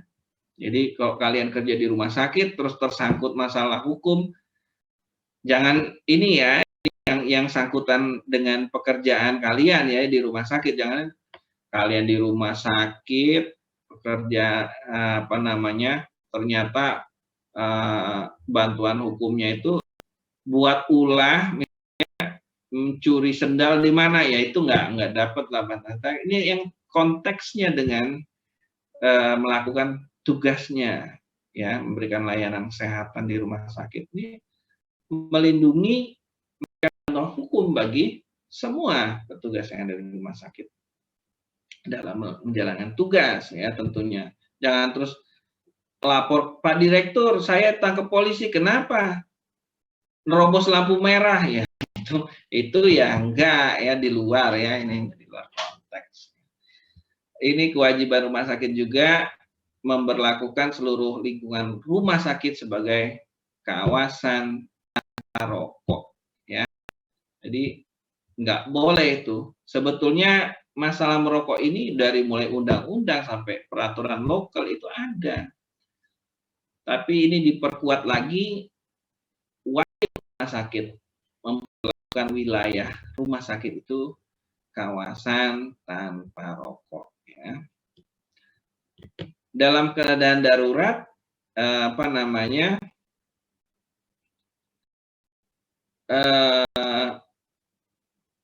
rumah sakit itu baik itu dia pemerintah atau swasta ya, itu nggak boleh menolak pasien atau minta uang muka.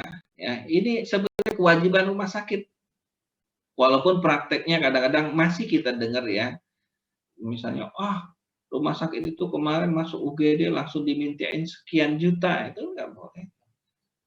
Atau ini nggak terima pasiennya, katanya disuruh pindah ke rumah sakit lain. Nah, ini juga masih kedengeran. Itu sebetulnya kewajiban rumah sakit ya. Kalau wajib itu kan boleh nggak nolak, nggak dilakukan. Boleh ya, kalau wajib harus dilakukan ya. Nah, ini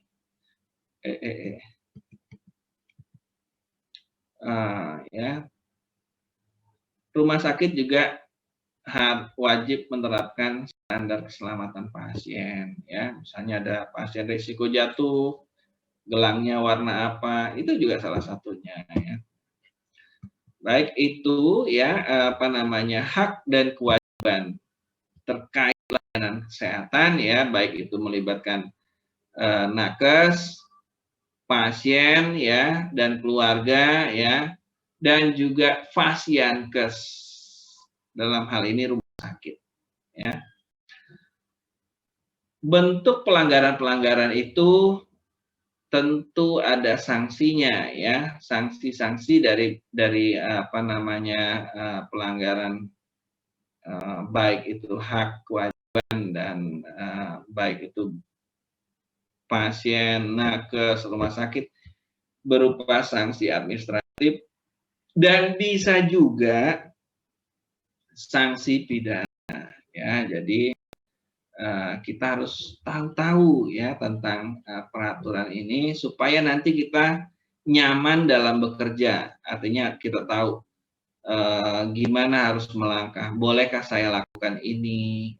Amankah saya bertindak seperti ini dan sebagainya? Karena sanksinya itu bisa berupa administratif dan pidana ya. Artinya kalau pidana ini bisa masuk penjara ya. Kalau administratif ya mungkin bisa denda, bisa pencabutan izin praktek dan sebagainya ya.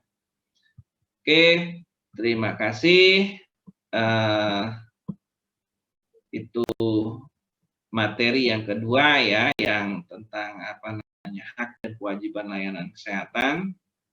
Yang pertama tentang persetujuan informed consent ya, penjelasan dan persetujuan tindakan pada layanan kesehatan.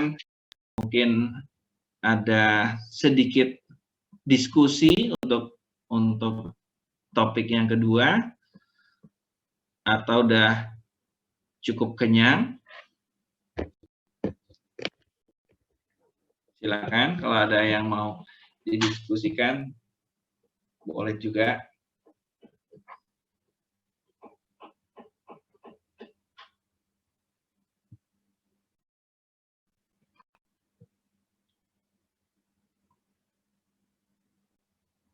Interupsi, Pak. Ya, Zaid. Silakan. Izin bertanya, Pak.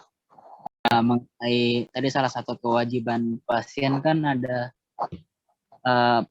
jujur terhadap pemberi layanan kesehatan. Contohnya tadi kayak dijelasin juga mengenai keluhan, entah berapa lama sakitnya apa aja dirasakan. Tapi kan kadang pasien suka ada aja yang bohong, Pak, karena merasa nggak enak sama si pemberi layanan.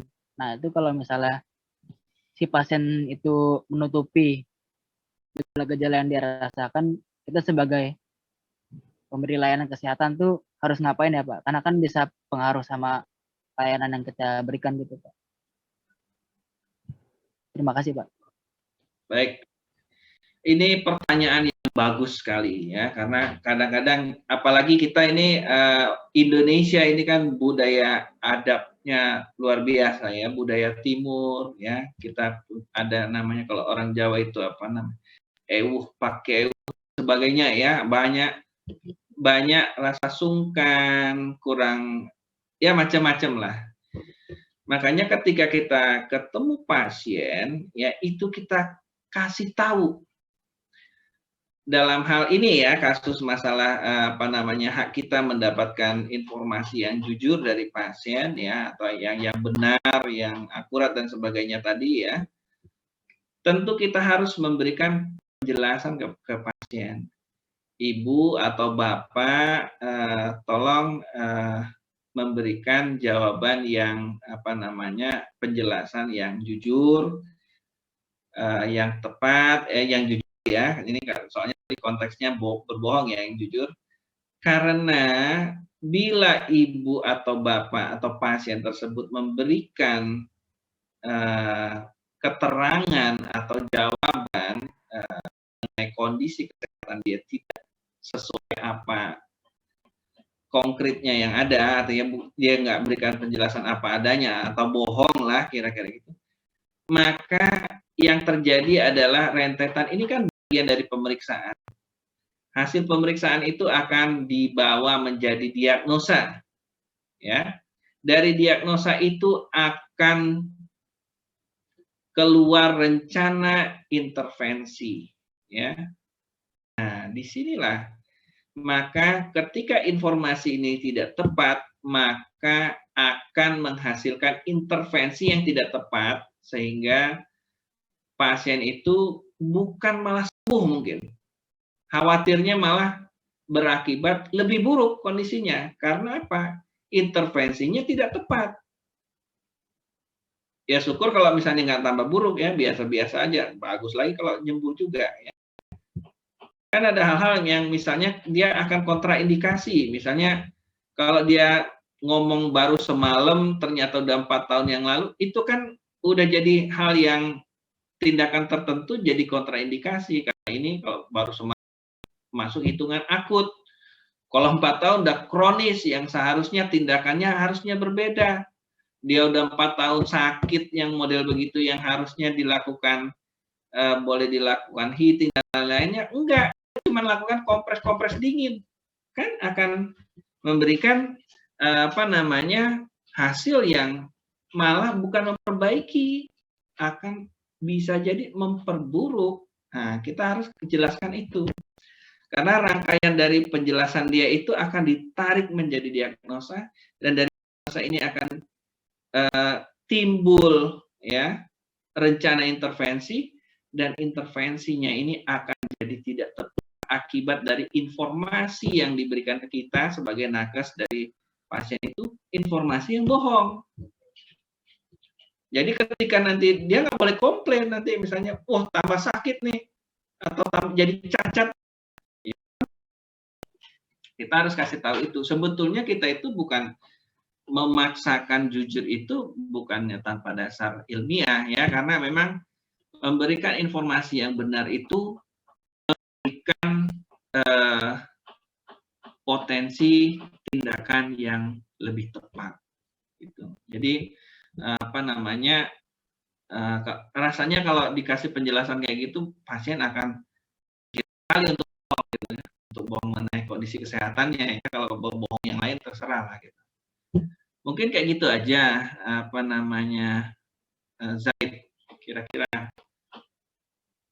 jawabannya. Iya Pak, terima kasih ya Pak. Ada yang lain?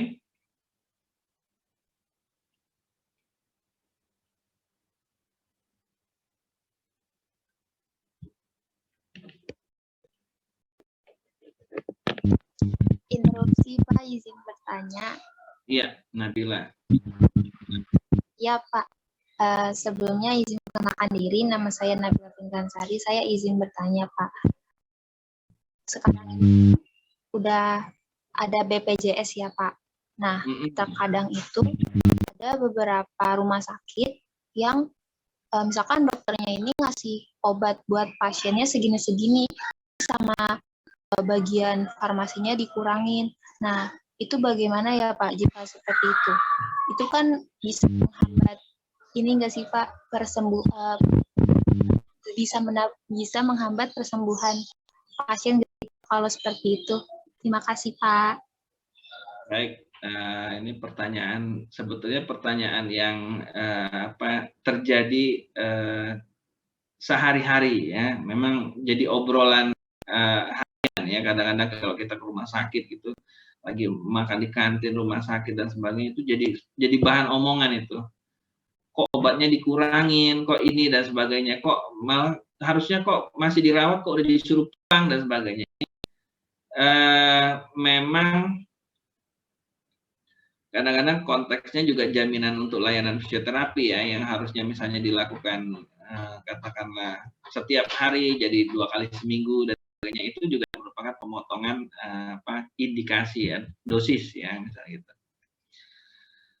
Nah ini kalau kita bicara masalah layanan ya, layanan kesehatan ya, itu sebetulnya nggak boleh ya. Tapi Bapak juga agak bingung kalau untuk kasus BPJS ya, maksudnya BPJS ini mungkin harusnya dia punya punya kebijakan lain ya. Artinya gini, ini pendapat ya, jangan kalian terus jadi dasar banget ya, enggak. Katakanlah BPJS itu mampu ya, kenapa dia kurangin itu kan mungkin gini, tanggungan BPJS itu hanya sebatas ini, misalnya gitu, kan? Sedangkan tindakan yang dibutuhkan atau peresepan yang dibutuhkan itu di atas itu, gitu kan? Biasanya kan? Akhirnya karena ini pasien-pasien jaminan BPJS, itu obat atau ditukerkah yang lebih murah atau mungkin dikuranginkah atau misalnya frekuensi terapinya dikurangi dari tiap hari jadi seminggu 2 kali atau seminggu sekali misalnya gitu ya. Itu akibat dari ketentuan pembiayaan. Sebetulnya kalau BPJS itu sebagai penjamin ya, idealnya mereka menjamin total ya, artinya nggak boleh aspek teknis itu nggak boleh dikendalikan aspek administrasi lah. Kalau misalnya kan gini, orang butuh darah ya, misalnya dia butuhnya katakanlah 3 liter ya, tapi dijamin cuma 1 liter gitu.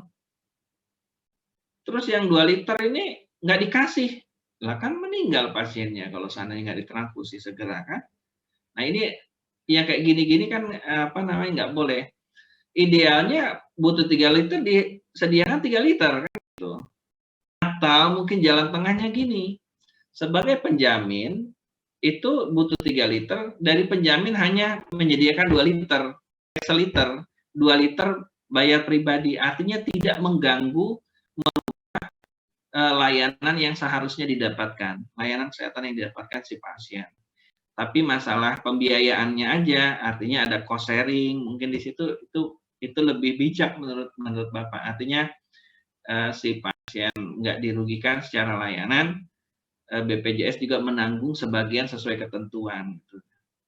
Dan si pasien kalau memang standar pelayanannya mesti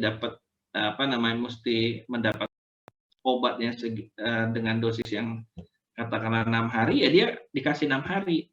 Kalau ditanggungnya cuma 3 hari, jangan dipotong 3 hari, dia tetap dikasih 6 hari, yang dijamin BPJS 3 hari, yang 3 hari berikutnya mungkin ditanggung secara pribadi atau cost sharing itu juga jadi solusi ya, walaupun nggak tahu lah, ini mungkin BPJS ini kan juga belum terlalu lama ya, artinya baru 2004 atau ya kalau nggak salah, jadi mungkin masih tahap perbaikan ya, mudah-mudahan ke depan lebih baik ya. Tapi ini memang jadi kasus sehari-hari. Memang kalau kalian nanti siapa tahu di rumah sakit ini dan sebagainya, dan siapa tahu juga jadi direktur BPJS ya, nanti ya kan nggak tahu tiba-tiba berubah pikiran jadi ini aja lah penjamin BPJS kerja di situ pindah dan sebagainya, itu nggak tahu. Ya mungkin itu harus diperbaiki. Yang diperbaiki itu jangan BPJS yang jadi mengontrol. Ini kadang-kadang juga sebagian dokter juga ada juga yang komplain gitu, kok kita di BPJS untuk meresepkan obat. Ada yang terucap seperti itu juga ada gitu, karena harus menyesuaikan secara administratif, ini dijamin yang ini, list obatnya yang ini juga jadi perhatian mungkin. Mungkin kalau agak sulit kalau kita kontekskan ke BPJS ya, karena kita sebetulnya nggak bahas ke BPJS, tapi untuk layanan kesehatan ya memang core penjaminnya memang yang utama ya BPJS. Jadi boleh juga kalau kalian singgung ke arah sana ya, tapi mungkin kita perlu pemakluman ya, karena memang namanya sistem mungkin penyempurnaan ya, didoain aja lah biar semakin ke depan semakin bagus. Itu aja. Siapa tadi yang tanya? Ya, sama-sama.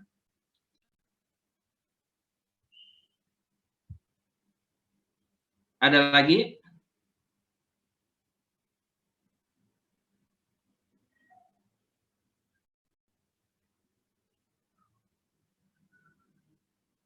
Angel? Hairanisa? Nilzam? Oke, kalau nggak ada lagi, mungkin ini juga tadi udah waktunya asar juga ya. Mungkin kita cukupkan ya. Ini sampai sekian dulu ya, sampai sekarang. Nanti untuk tadi ya, tolong dicarikan kasusnya untuk yang pertama ya, untuk masalah inform consent ya, ada nggak sih kasus-kasus fisioterapi ya? Memang dikit ya, tapi ini terkait masalah kalau bila ada inform consent, kira-kira selamatkan ini kasus ini. Apakah ini masuk di area situ atau area malpraktek? Memang ada beda ya. Nggak semuanya dengan inform consent itu akan terselamatkan, enggak. Kalau memang dia terjadi kesalahan dalam tindakan atau malpraktek, itu kan memang ranahnya beda dengan kesalahan dalam hal administratif, tidak membuat inform consent. Gimana? Nggak ada? Baik, kalau nggak ada... Instruksi, Pak? Ya. Nah, izin bertanya, untuk deadline-nya kapan, Pak? Kalian itu UTS kapan?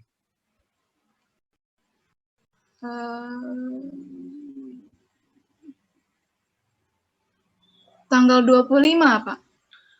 Khusus untuk materi etika profesi. 25 berarti 24 malam ya, 24 jam 11.59 itu paling terakhir ya. Jadi jangan sampai tanggalannya itu berubah ke jadi 5 baru nyerahkan. Ya, kalau bisa sih enaknya di ini aja ya, masukin satu ini Google, Bapak bisa ngecek langsung. Gampang, nggak usah kirim-kiriman, sekarang kayaknya Google lebih simple. Pak, izin bertanya, ini penugasannya individu atau kelompok? Individu.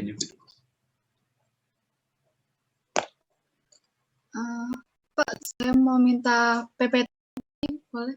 Oh, boleh nanti Bapak kirim. Baik, terima kasih, Pak. Baik, oke, kalau nggak ada pertanyaan lagi, nggak ada diskusi lagi tentang dua topik yang kita diskusikan ya, yang Bapak sampaikan hari ini, mungkin kita cukupkan dulu sampai sore ini. Wabillahi taufiq wal hidayah. Assalamualaikum warahmatullahi wabarakatuh. Selamat sore duluan ya. Ada apa? Iya. Gimana tugasnya?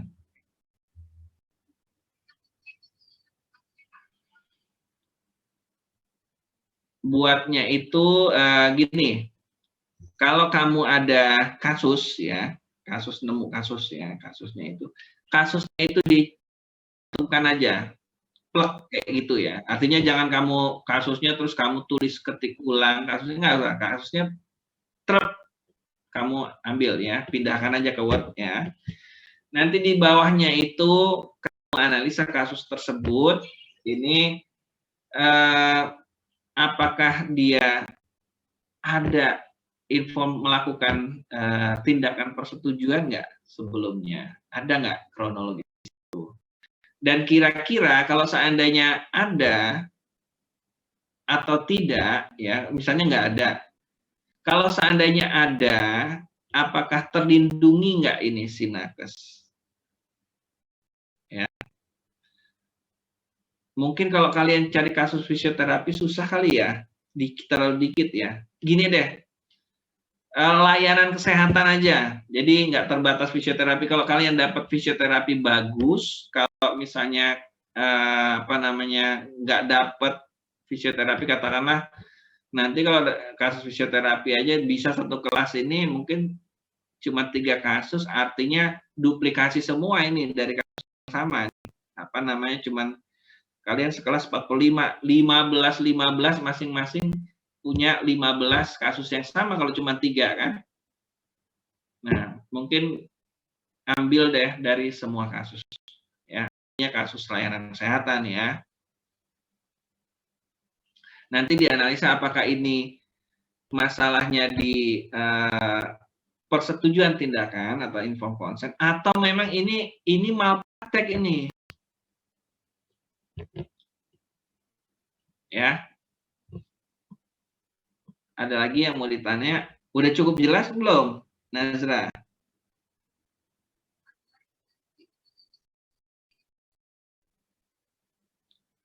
Pokoknya yang penting dipindahin aja. Ini jadi ada kasusnya ya, nggak usah kamu ketik ulang, kopas boleh. Mau dipindahin model gimana, yang penting ada tulisan itu yang kasus di bawah, baru kalian kasih pendapat tentang kasus di atas.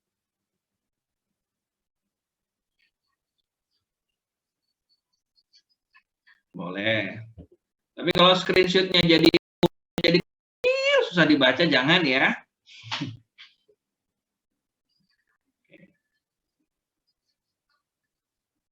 Ya, silakan.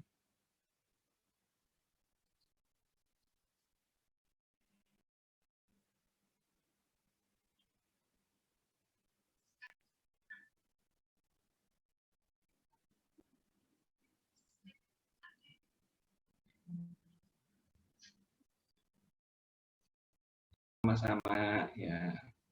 Baik, kalau nggak ada yang mau ditanya lagi, Bapak keluar dulu ya dari Zoom ya. Kasih. Assalamualaikum warahmatullahi wabarakatuh. Waalaikumsalam warahmatullahi wabarakatuh. Terima kasih, Pak. Terima kasih, Pak. Terima kasih, Pak.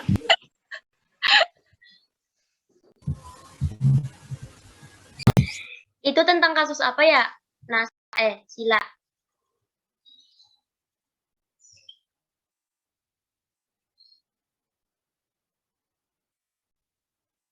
Kelalaian ya? Kelalaian tidak adanya informasi. Kelalaian pasien